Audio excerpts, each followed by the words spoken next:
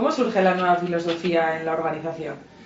Bueno, pues la nueva filosofía surge por diferentes circunstancias, ¿no? En primer lugar, pues porque hay un relevo en las direcciones de los centros diocesanos y eso implica cambios.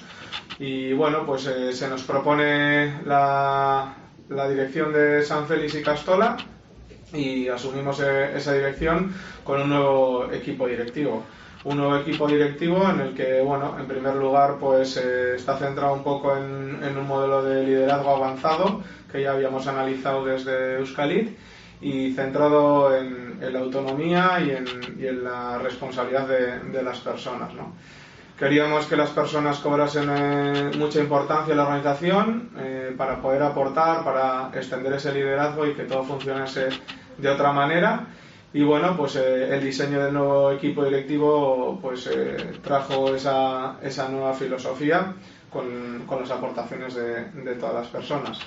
También teníamos claro que en esa apuesta por las personas era muy importante que todas las personas de la organización pues se sintiesen lo mejor posible en su trabajo, porque sabíamos que de esa manera pues conseguiríamos que las personas estuviesen a gusto y que el alumnado y toda la comunidad educativa pues estuviese a gusto.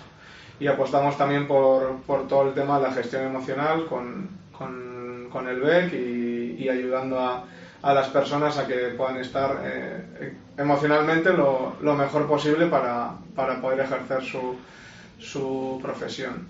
Y por otro lado también hay otro momento clave que es un nuevo plan estratégico en los centros diocesanos, ¿no? Y creo que también esa circunstancia ha llevado también a cierto cambio de filosofía en muchos centros y el nuestro también pues tuvo ese cambio, ¿no? El nuevo plan estratégico diocesano pues también ayudó al cambio del plan estratégico nuestro y fue una renovación profunda de todo el plan estratégico en la que bueno pues hicieron diferentes dinámicas, participó todo el claustro, hicimos un plan estratégico abierto y muy dinámico, ¿no? Y yo creo que eso también, el que las personas se sientan implicadas y que se les escuche y que sus aportaciones son tenidas en cuenta, pues ayuda a que los planes estratégicos y los planes anuales pues vayan por buen camino, ¿no? Y yo creo que esas dos claves han hecho un cambio en la filosofía de la Ikastola.